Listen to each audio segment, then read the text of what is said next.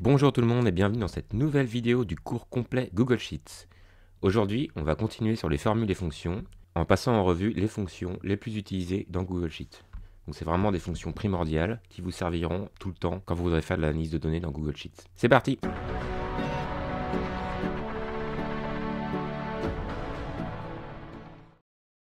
Pour les besoins de la vidéo, j'ai légèrement modifié notre fichier de base. Et notamment, en fait, on va lister ici toutes les fonctions. Donc il y a à peu près une cinquantaine de fonctions en tout qu'on va voir, que j'ai classées par catégorie, une petite phrase de description, le résultat de la fonction. Donc là, on va vraiment écrire nos fonctions là-dedans. Et la formule, en fait, affichée à côté, juste avec une formule à texte qui va nous permettre d'afficher la formule de la case de gauche. Donc là, la dernière vidéo, on avait vu les références relatives, absolues, mixtes, récupérer les cellules sur une autre feuille et utiliser une fonction avec, par exemple, une plage de cellules sur une autre feuille. Je les ai du coup toutes mises ici dans général, on va dire, avec le résultat ici et la formule. Tout d'abord, il est possible de faire des opérations mathématiques de base. On a déjà vu les opérateurs plus, moins, fois, multiplier. Mais en fait, on peut aussi faire des puissances, par exemple. Donc là, je vais écrire puissance.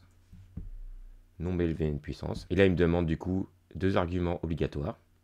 La base, donc en gros, le nombre à quel on veut mettre à la puissance, et l'exposant. Par exemple ici, si je me dis, je prends 3 et je le mets puissance 2, je valide, ça fait 9. Donc ça fait 3 puissance 2, 3 fois 3, 9. Ensuite on a la division de base, donc ça la division de base on l'avait vu, si je fais 5 divisé par 2, ça va me faire 2,5. Mais il y a aussi le quotient, et le quotient en fait ça va permettre de renvoyer la partie entière de la division. Donc si je fais quotient de 5 divisé par 2, ça va me renvoyer 2. Pourquoi? Parce qu'en fait c'est une division avec reste, mais là, ça n'affiche que la partie entière de la division. Le but d'une division avec reste, en fait, c'est de savoir combien de fois on peut mettre cette partie entière du nombre dans un autre nombre. Et là, ici, ça fait 2, parce que 2, si on fait 2 fois 2, ça fait 4, alors que 3 fois 2, ça fait 6. Pour faire le quotient de 5 divisé par 2, on peut mettre 2 fois 2 de façon entière dans 5, et pas 3, parce que si on en met 3, on arrive à 6. Et du coup, c'est 2 fois 2, et il reste 1. Et du coup, on a le modulo, une autre fonction, mode, qui nous permet justement d'afficher le reste de la division. Voilà, mode de 5 divisé par 2. Donc en gros, c'est une division avec reste. Avec le quotient, on a la partie entière. Avec le modulo, on a le reste. Donc ça fait 2 fois 2, 4, plus 1, 5. On peut aussi faire la racine carrée. Avec racine. Par exemple, je prends la racine carrée de 121. Ça va m'envoyer 11. Donc c'est l'inverse de la puissance, du coup. On peut aussi arrondir un nombre selon un nombre précis de décimales. Par exemple, ici, si je tape 12,658, voilà, on voit que mon nombre, c'est bien 12,658. Maintenant, si je tape égal arrondi, alors on peut aussi faire un arrondi inférieur ou supérieur, donc un nombre inférieur ou supérieur. Là, je vais faire arrondi de ma valeur 12,658 et je décide de garder que 2 décimales. Et ça me fait 12,66. Et là, ma valeur est bien 12,66 dans ma cellule. Si je diminue le nombre de chiffres après la virgule, par contre, si je augmente, c'est bien 12,66 et puis 12,658. La fonction arrondie va vraiment changer la valeur. Pas comme ici, en fait, si j'enlève le nombre de décimales, on voit que ça va afficher que 292, mais la vraie valeur, c'est bien 292,4. Ici, dans ma fonction arrondie, en fait, si je retourne dans ma fonction, on voit que décimal, c'est entre crochets, ça veut dire que c'est un argument facultatif. Si je le mets pas, qu'est-ce qu'il va faire?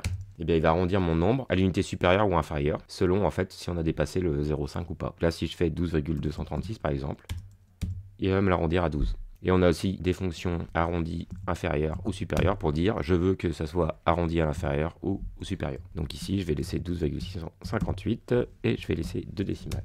Alors là, c'est des opérations mathématiques de base, on va dire. Et si je vais dans insertion fonction math, ici, je vais avoir toutes les opérations mathématiques possibles. Donc vous voyez qu'il y a quand même un sacré paquet de fonctions, notamment tout ce qui est cosinus, sinus, de degrés, radian, transformer des angles en degrés ou en radians, afficher le nombre pi. Enfin voilà, vous pouvez vraiment faire énormément de choses avec les fonctions mathématiques, mais ici, je montre que les principales opérations. Je vais copier-coller toutes mes formules ici. Alors ici, on remarque quelque chose. Là, j'ai écrit ma formule égale puissance. Et dans la formule, en fait, affichée, il m'écrit power. Parce qu'en fait, il va afficher les noms de formules en anglais. Mais comme je le disais au tout début, si j'écris power, donc là, le nom de la fonction en anglais, vous voyez que ça va fonctionner. On va aussi pouvoir faire des opérations statistiques. Par exemple, récupérer les valeurs maximales. Donc là, si j'écris égale max. Donc là, je peux écrire soit justement une suite de valeurs, des nombres comme je veux. Il va m'envoyer le max de cette suite-là. Mais je peux aussi, comme toutes les fonctions d'ailleurs, aller récupérer, par exemple, je veux le max des prix totaux. Et là, je vais sélectionner tous mes prix totaux, valider. Et du coup, il va me renvoyer la valeur maximale du prix total. Alors, on peut faire exactement la même chose pour avoir le minimum avec la fonction min. On peut aussi calculer la moyenne. Donc là, je vais choisir ma fonction moyenne. Et je veux, en fait, la moyenne des prix totaux, par exemple. Hop. On peut faire la même chose avec la médiane. Donc pour la différence entre la valeur moyenne et la valeur médiane, je vous renvoie à la vidéo sur le format conditionnel où justement je vous explique la différence entre les deux avec la fonction médiane. Et donc là, j'ai la valeur médiane de mon prix total. On peut aussi calculer l'écart type justement d'une série de données. Alors attention à l'écart type, c'est stdev. Donc là, c'est un nom de fonction qui n'a pas été traduit en français. stdev, en fait, c'est pour standard deviation en anglais qui veut dire écart type. Si j'écris stdev, alors on voit qu'on en a 4 différents. En vrai, il y en a 2 différents. Il y a l'écart type d'une population ou l'écart type d'un échantillon. Et la même chose, en fait, population-échantillon, qui dit que si on lui met du texte, en gros, ça compte comme une valeur 0. Alors le calcul de l'écart type, justement, ça dépend de ce que vous voulez faire. L'écart type d'une échantillon, par exemple, c'est si jamais je veux l'écart type de une partie de mes prix totaux. Donc en fait, je vais pas tout sélectionner, je vais prendre juste une partie. Un échantillon, en fait, parmi ma population qui correspond à toutes les valeurs. Voilà, donc ça nous donne un résultat assez précis. Donc en fait, c'est la moyenne des écarts par rapport à la moyenne. Et le deuxième écart type, c'est l'écart type de la population. Donc là, c'est si jamais vous voulez prendre en compte toutes les valeurs. Donc là, je vais tout sélectionner. En fait, le calcul se fait pas exactement de la même façon en fonction que vous preniez une population ou un échantillon. Et justement, c'est fait pour corriger les biais statistiques liés à l'échantillon. Ensuite, on a la fonction somme. Bon, ça, on l'a déjà vu dans la vidéo précédente. Ça fait la somme de toutes les valeurs qu'on met. Donc là, on peut faire la somme des prix totaux. Ensuite, on a la fonction NB. La fonction NB, en fait, va nous renvoyer le nombre de cellules non vides. Par exemple, si je prends NB de tout ça, mes prix totaux toujours, il va me dire, il y a 49 valeurs. Mais alors attention, donc là j'ai écrit cellules non vides, mais c'est pas des cellules non vides. Là, si j'écris 0, ça fonctionne. Si je supprime une valeur, ça l'enlève bien. Par contre, si je mets du texte, on voit que ça ne change rien. Le texte n'est pas pris en compte. Donc c'est vraiment le nombre de valeurs numériques. Là, si j'écris un nombre, on voit que ça fonctionne. Et enfin, une fonction qui peut être très utile, c'est la somme de produits. Donc c'est la fonction SUMPROD. La fonction SUMPROD, en fait, elle va prendre en paramètre plusieurs plages de cellules. Par exemple, ici, j'ai ma quantité, mon prix unitaire. J'aimerais bien calculer le prix total de toutes les ventes. Donc en fait, multiplier à chaque fois la quantité par le prix unitaire et additionner chaque ligne comme ça, une à une. Et là, je vais sélectionner toutes mes valeurs en quantité et en deuxième argument, mes prix unitaires. Donc là, il faut que les plages soient de la même longueur pour qu'ils puissent multiplier chaque plage entre elles et additionner les résultats. Et si je valide, et bien là, du coup, j'ai vraiment la somme de tous les prix totaux. J'ai exactement le même résultat que la somme de mes produits qui affichent les prix totaux. Sauf que là, du coup, j'utilise une seule formule, la formule SUMPROD. Donc là, pareil, hop, je vais copier-coller tout ça pour avoir les formules. Ensuite, il va y avoir toutes les fonctions qui vont nous permettre de manipuler du texte, enfin des chaînes des caractères. Par exemple, mettre en majuscule, c'est la fonction majuscule. Donc là, si j'écris par exemple Bastien au hasard, on voit que ça me renvoie Bastien en majuscule. Donc ça va transformer toute ma chaîne de caractères en majuscule. Et je suis pas obligé d'écrire directement, je peux aussi sélectionner, voilà, une cellule ici, Léna par exemple, et on voit que ça transforme en majuscule et ça prend aussi les accents. On peut faire la même chose en minuscule, en tapant la fonction minuscule, voilà. Et là on voit ici que Gaël par exemple avait un G majuscule, maintenant elle a un G minuscule. Et il y a une autre fonction qui s'appelle nom propre, qui permet en fait de mettre une majuscule à la première lettre de chaque mot. Donc par exemple, si je retape Bastien, comme ça en minuscule, on voit que ça m'envoie Bastien avec un B majuscule. Et si je tape une phrase, par exemple, je suis une phrase, on voit qu'il a transformé chaque mot en prenant la première lettre de chaque mot pour la mettre en majuscule. Je vais pouvoir aussi extraire une chaîne de caractères par la droite. Là, il faut que j'écrive droite. Et par exemple, si je prends François et que je vais extraire les 3 premiers caractères en partant de la droite, voilà, ça m'envoie OIS, qui sont en fait du coup les 3 derniers caractères de François. Et je peux faire exactement la même chose par la gauche. Hop, je vais copier-coller, et là, il faut que j'écrive gauche. Et là, ça va m'envoyer FRA. On va pouvoir aussi remplacer un ou plusieurs caractères en fonction d'une position de départ et d'une longueur, avec la fonction remplacer. Voilà, donc par exemple là, si je reprends mon François, donc là, il faut que je précise la position à partir de laquelle je veux remplacer le texte. Par exemple, je vais écrire 1 ici. La longueur, donc le nombre de caractères que je veux remplacer à partir de cette position. Par exemple, ici, je vais écrire 3. Et le nouveau texte à mettre à la place, justement, de cette position. Et là, par exemple, je vais écrire bag. Tac. Et qu'est-ce qu'il m'a fait, là? Donc, il m'envoie Bagnesois. Il a pris François. À partir de la première lettre, il a pris les 3 premiers caractères et il les a remplacés par bag. Donc, ça fait Bagnesois. Si, par exemple, au lieu de commencer du premier caractère, je vais commencer du 3e et je vais en remplacer que 2, je valide. Du coup, à partir du A et du AN, en fait, il a remplacé AN, donc 3e position et 2 caractères en tout, et il a remplacé par bag. Donc ça fait FR bag soit, enfin un truc un peu bizarre. On a aussi une autre fonction qui s'appelle substitute, qui va nous permettre de rechercher et remplacer des caractères en fonction d'un texte à rechercher. Par exemple, je veux rechercher suis, je vais écrire une phrase, je suis une phrase. Et je lui dis que en fait je veux rechercher une dans cette chaîne de caractères et je vais le remplacer par ça par exemple. Et là je suis une phrase devient je suis sa phrase.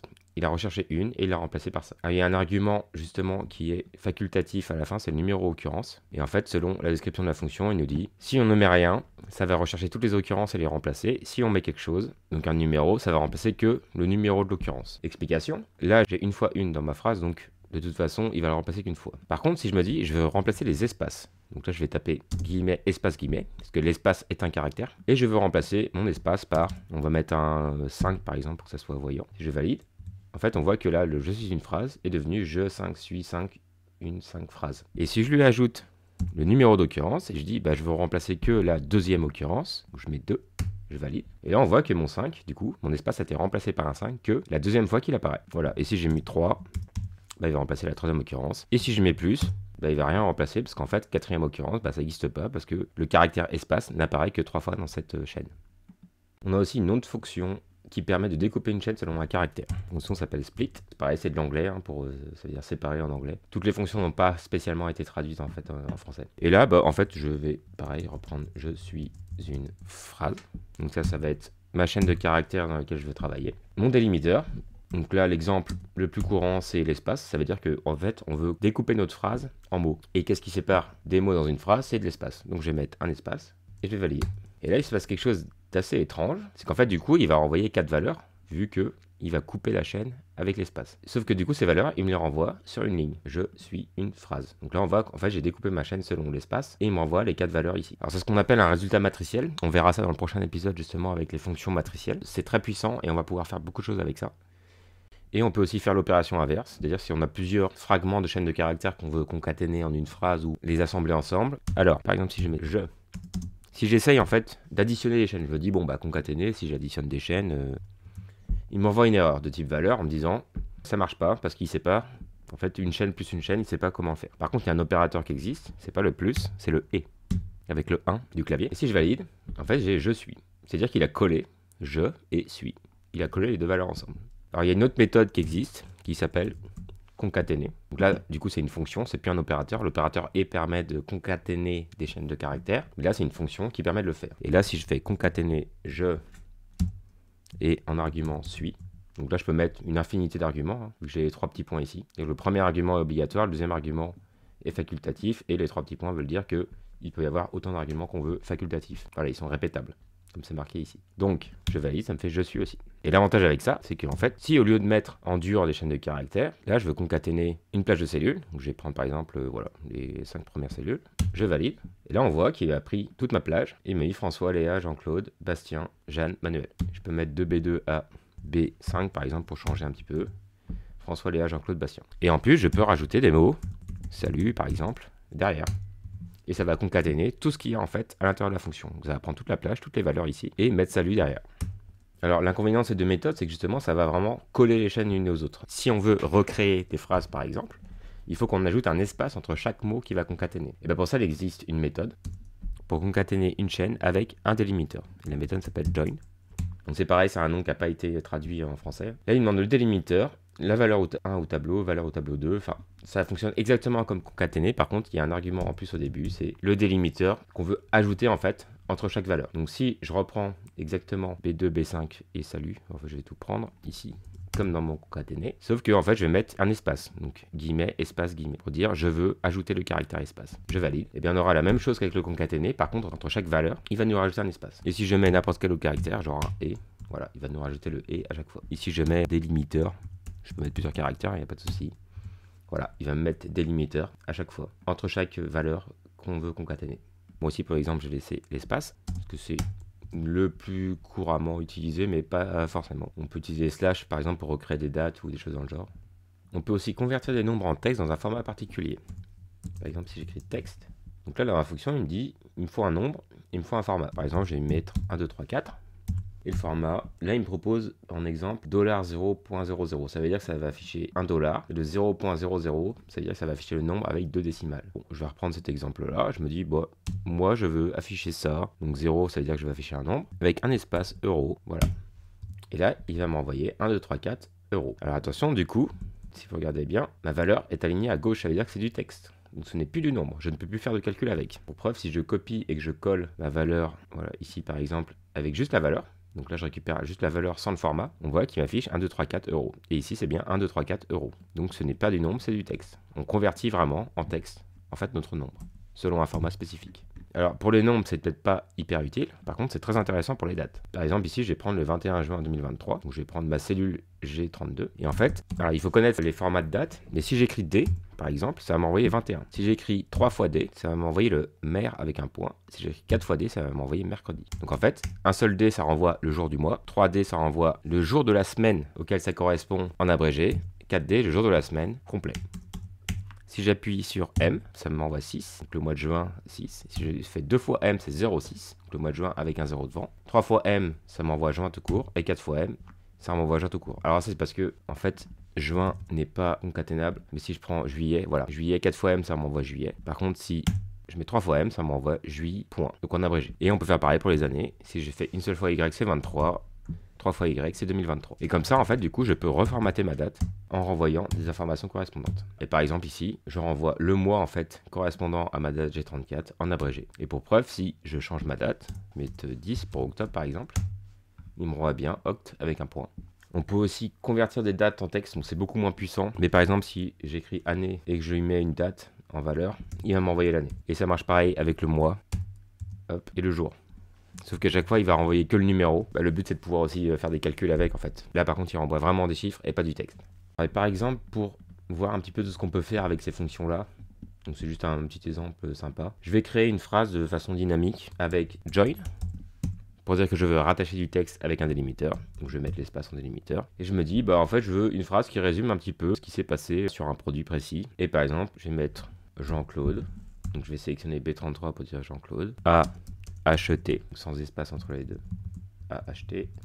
Je sépare. Je vais mettre ma cellule ici, D33 pour. Et là, on voit que là, du coup, dans la prévisualisation, il me dit ce que ça va donner. Là, on est à Jean-Claude a acheté 27,5 grammes. On va mettre 2. Tac, ici, la valeur ici, paprika. Et là, je vais mettre le. Et j'aimerais bien avoir une date en format lisible humainement, vu que de toute façon, c'est une phrase. Je vais pas utiliser les données après pour faire des calculs. Et je me dis, du coup, en fait, je vais convertir les nombres en texte. Donc, je vais prendre texte, je vais mettre ma date ici, et ici, je veux récupérer le jour, day comme day, et ensuite, je veux le mois complet et l'année. Donc, je vais remettre un texte, mois, et je vais remettre encore un texte sur cette cellule-là, la même cellule, et mettre l'année en abrégé. Donc là, on voit que j'ai beaucoup d'arguments, j'ai des fonctions dans ma formule, c'est tout à fait possible, et je pourrais mettre d'autres fonctions. J'ai à la fois du texte écrit en dur, et à la fois du texte qui vient de cellule. Et si je valide, magie, Jean-Claude a acheté 27,5 grammes de paprika le 3 août 23. Et si je veux 2023 en complet, par exemple, je fais 2 fois Y ici, pour en rajouter 2Y, le 3 août 2023. Et si je veux rajouter le jour de la semaine en plus, je vais remettre un argument ici, DD,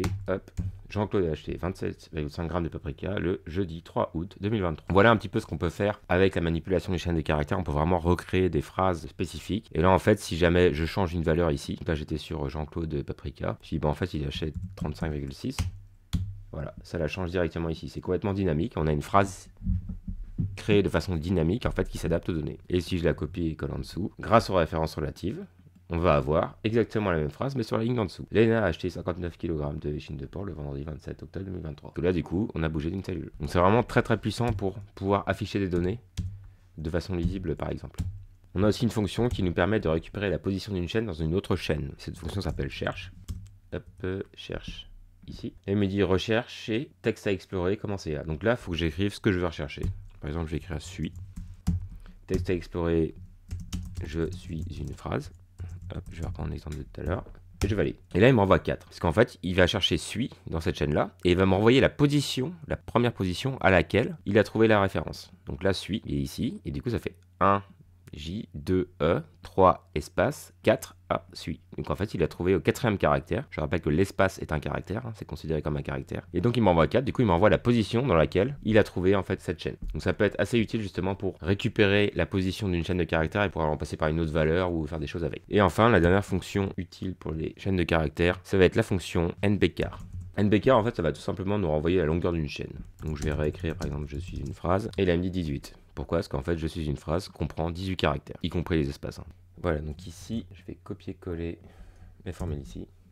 Alors, sur la fonction justement split, comme cette fonction va renvoyer les valeurs sous forme de matrice. Du coup, si on met quelque chose à côté, et ben ça va nous mettre un href, voilà, en disant que il ne peut pas renvoyer toutes les valeurs de la fonction parce qu'il y a des données en M28 et qu'il a besoin de cette cellule-là pour envoyer les valeurs. Mais bon, on verra les fonctions matricielles un peu plus tard. On va s'arrêter là pour cette vidéo. Donc là, on a vraiment vu les fonctions de base qui sont très importantes pour la suite. Vous les retrouvez un petit peu partout, dans tous les fichiers que vous pourrez manipuler. Donc n'hésitez pas justement à récupérer le fichier initial et corriger dans la description et à modifier vous-même les valeurs à chaque fois pour bien comprendre en fait à quoi sert chaque fonction. Dans la prochaine vidéo, on verra les fonctions qui vont nous permettre de manipuler des cellules et notamment renvoyer des valeurs selon des recherches assez précises et de façon automatisée. On va aussi utiliser des fonctions conditionnelles qui vont nous permettre en fait de renvoyer des valeurs différentes en fonction de certaines conditions. Et pour ça, on va voir avant justement comment fonctionnent les fonctions qui nous permettent de renvoyer des valeurs booléennes, c'est-à-dire des valeurs soit vraies, soit faux. Et en bonus, on verra aussi un sparkline, une fonction spécifique à Google Sheet d'ailleurs, qui n'existe pas dans Excel, qui va nous permettre d'afficher un graphique dans une cellule. Merci à tous d'avoir regardé cette vidéo. N'hésitez pas à commenter, à liker la vidéo, à vous abonner à la chaîne. Et moi, je vous dis à très bientôt pour la prochaine vidéo.